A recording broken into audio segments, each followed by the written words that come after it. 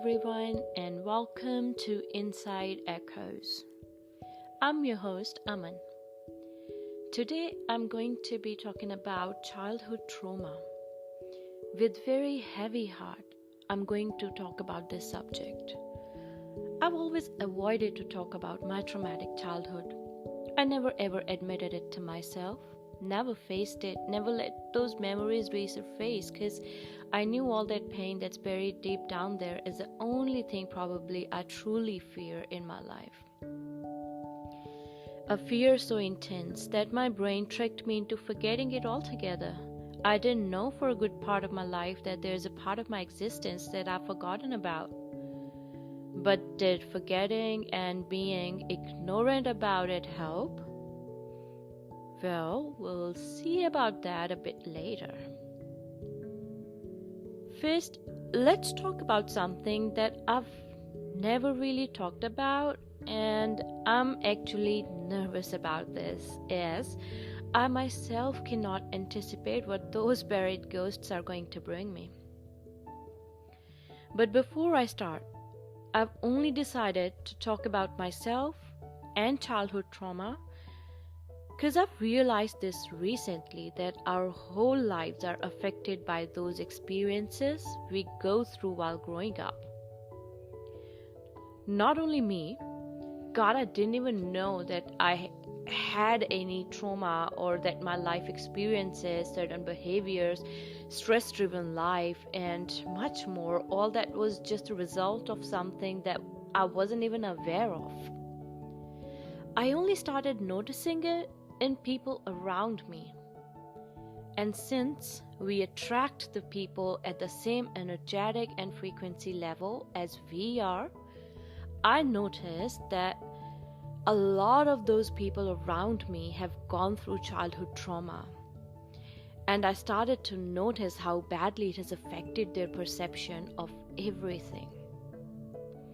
And the sad part is, most of us are not even aware of it. That's why it is important to talk about that. And as we know, change starts with one, and that one cannot be someone else other than you. So, let's do it.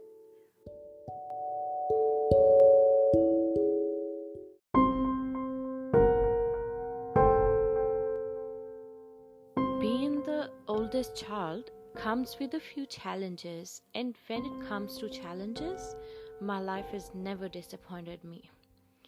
I still can't believe that people envied me just because I was very good at school, academics. Yes, I was very bright, and my awards and trophies were way too many to fit on the shelves in our house. I had a natural affinity towards learning, and I used to love to read, draw, arts, crafts, music, etc. in my spare time, basically anything creative. I didn't have to put much effort into it. Since I enjoyed it, it came very naturally to me. Not only studies, everything I did it with excellence. And that was why, while I was still in my high school, I had built up a fairly impressive reputation. But did all of this make me think, even for a brief moment, that I was special and was above of those around me? No, the answer is no. I was blissfully unaware of the fact how special I was and how everyone saw me in a light that I was unable to see myself.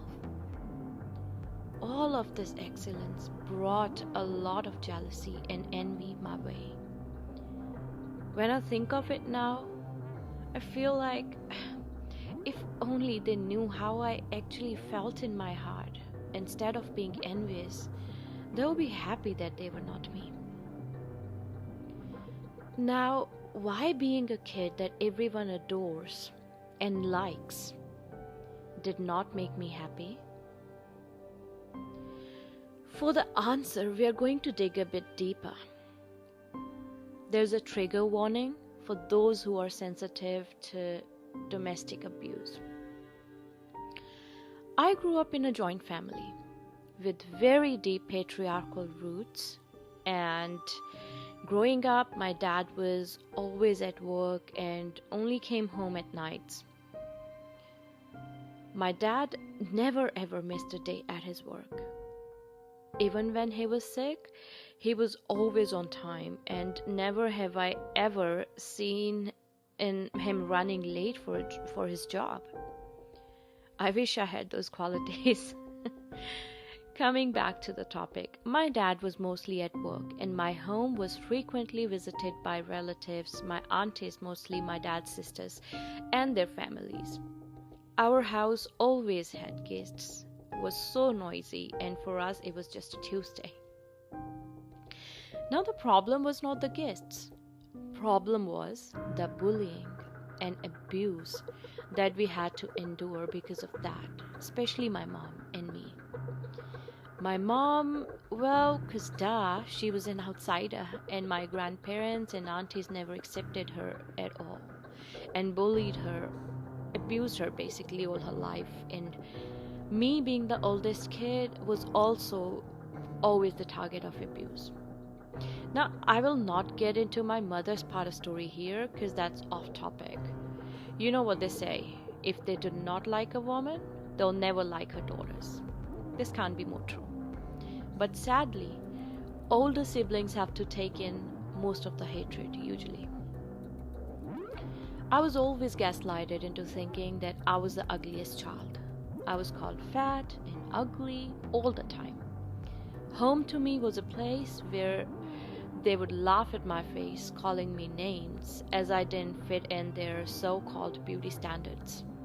I still remember one day I was out on a walk one evening with my cousins and aunties. Us kids were walking a few steps ahead, and aunties and the oldest favorite cousin, they were right behind us. Now I heard them making fun of me as how I was walking, the way I looked, and like how broad my hips were. They were cracking up, making jokes as loud as they can be. They didn't even bother to lower their tones or volume while talking. I, as usual, felt a little ache in my chest, but then got over it and kept walking without looking back.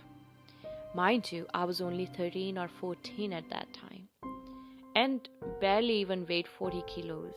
Like I was, now that I look back, I know I was skinny, under the weight for my age, but at that time, I didn't know.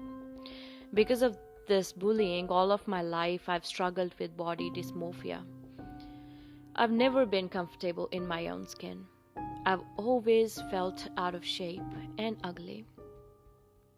I was always made to feel unworthy of everything, including love.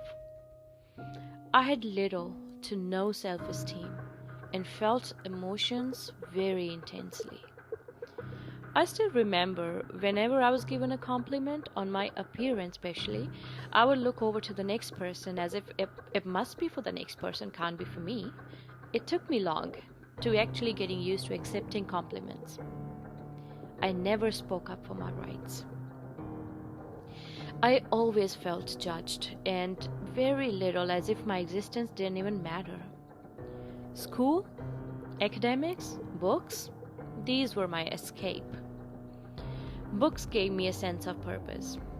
I was able to forget the darkness around me when I drowned myself into learning. What an amazing way out, right? I would always keep myself busy so I could run away from those hurtful thoughts. Doing nothing made me anxious, very restless. I was always participating in courses and activities that would take up time outside of school hours. I'd built up this habit of running from school, from everything to like whatever I was doing extracurricular outside of the school at that time, like even private tuitions, even though I didn't need them, or even self-paced reading and research at home, if nothing else. My brain had convinced me that I cannot sit still, as it is not normal and not safe. I was always on the go, and this somehow reflected in my habits as well. I started walking very fast, like even when I was at home. I always was rushing around.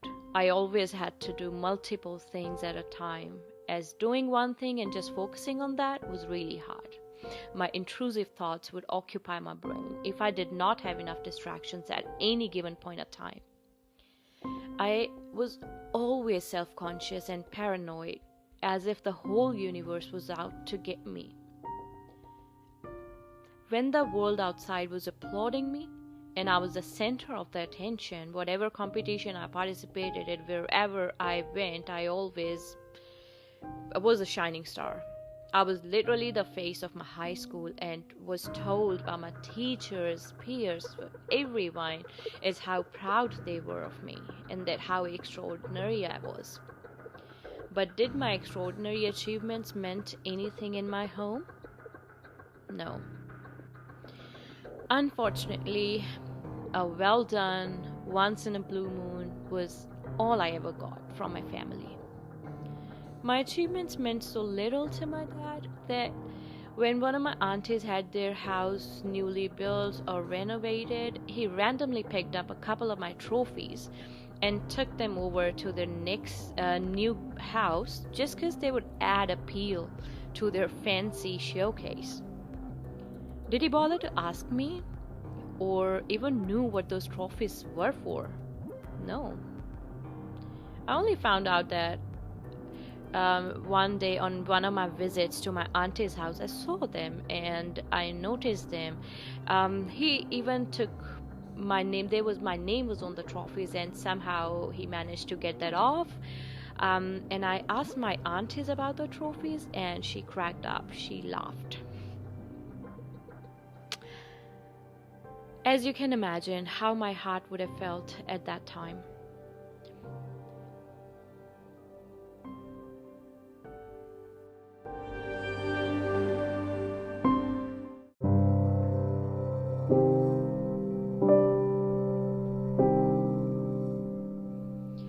There was a point when I eventually gave up on my dreams, since it didn't matter to my family.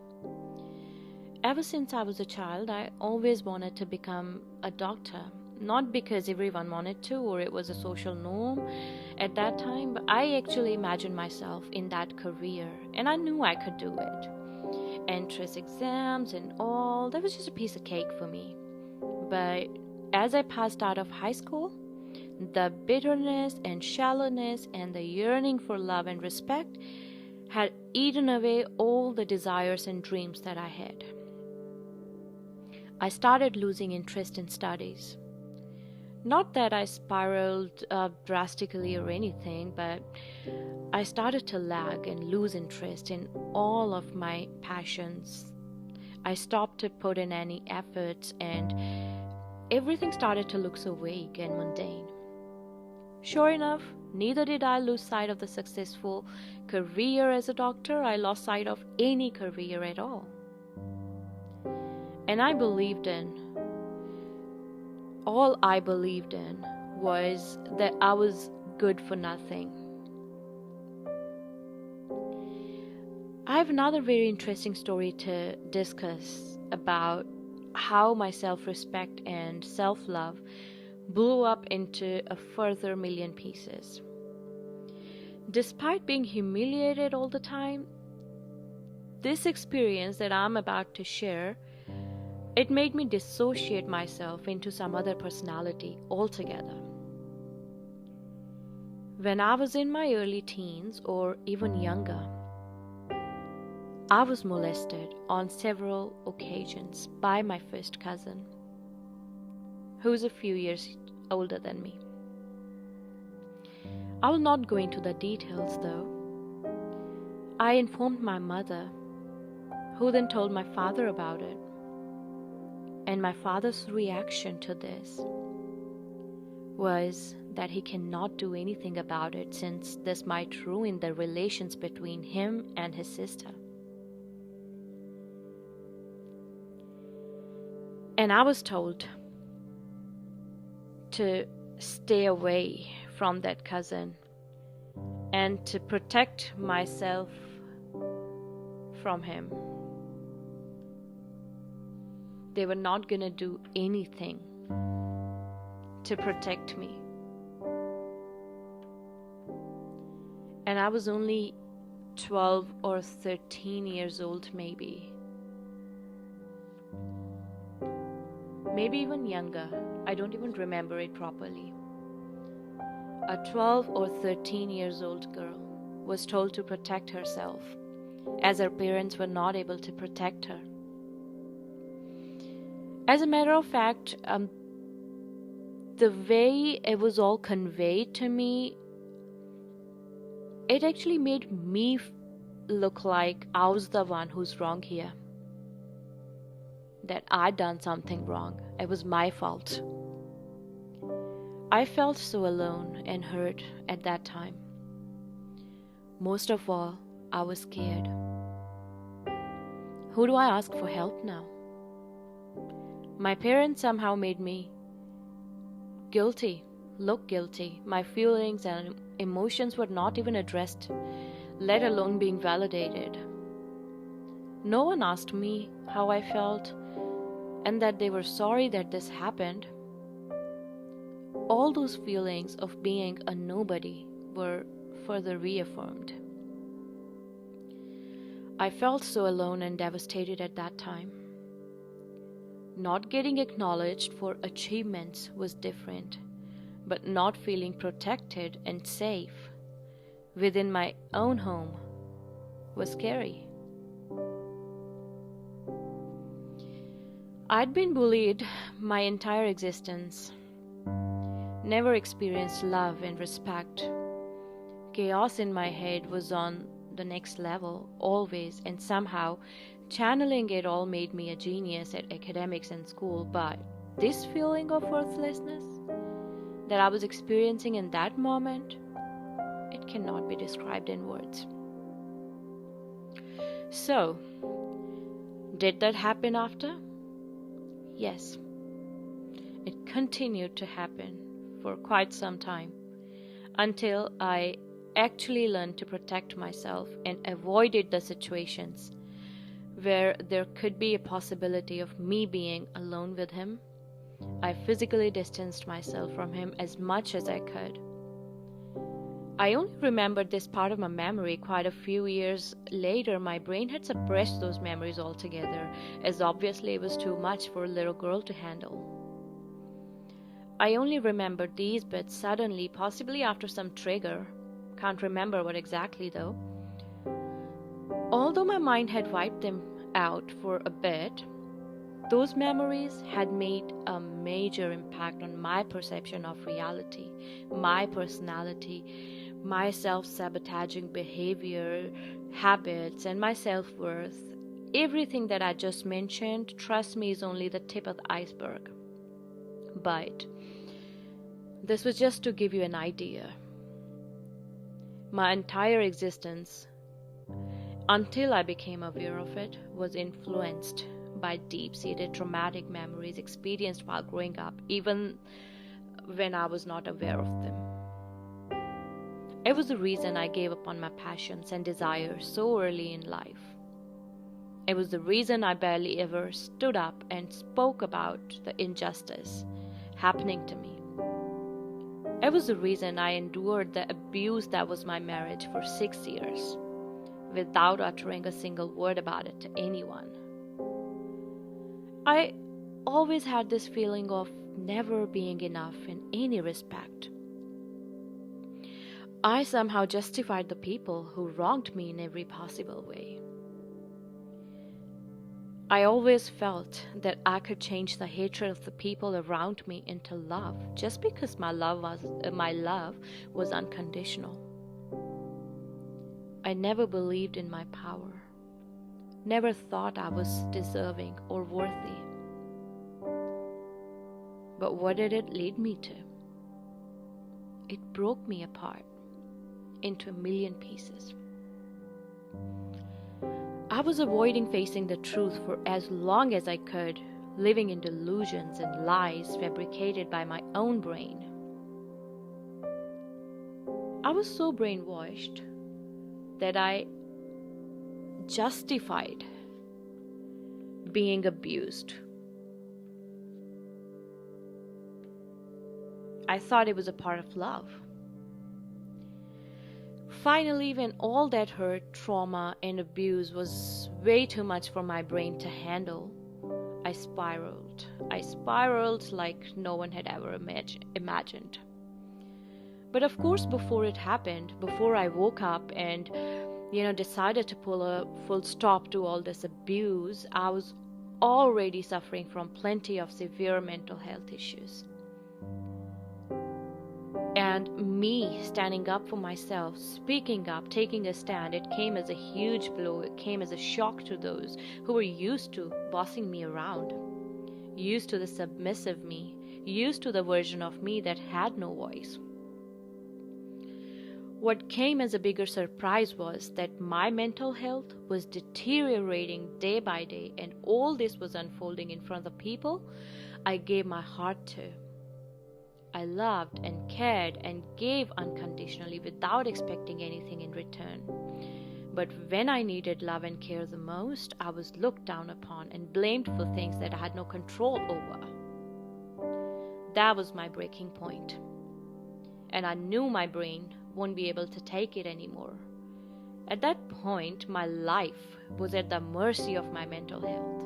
I wasn't sure any day if I'd wake up, if I'd see tomorrow or not. With everything inside of me, I got back up and for the first time ever stood in my power. All I knew was that this is not how it was gonna go down for me. No. I had to live and push through for my daughter. For the first time ever, I spoke up. And I spoke loud enough for everyone to hear. Was it easy? Hell no.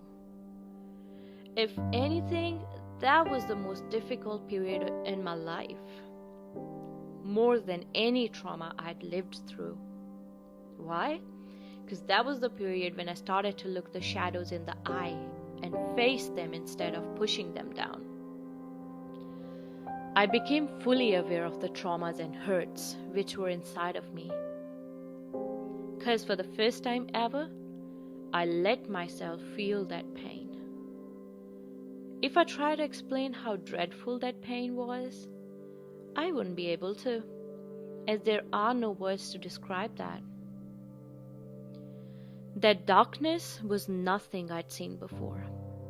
That hurt was deeper than humanly possible. That grief was never ending.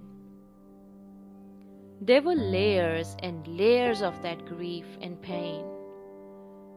Only when I would feel a bit lighter from a certain weight being lifted off, there would be another demon to face and heal from that damage that one had caused. It was triggers after triggers, and it wouldn't stop, as if I'd opened the Pandora box. This is what years and years of trauma does to you, especially when you choose to look away and avoid the pain.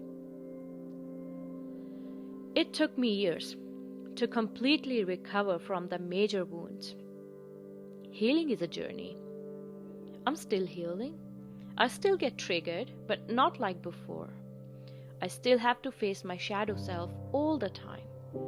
The only difference is that I'm now much more aware of that, and if I find myself in a situation where I feel severely triggered or disturbed, I know I have to work on that.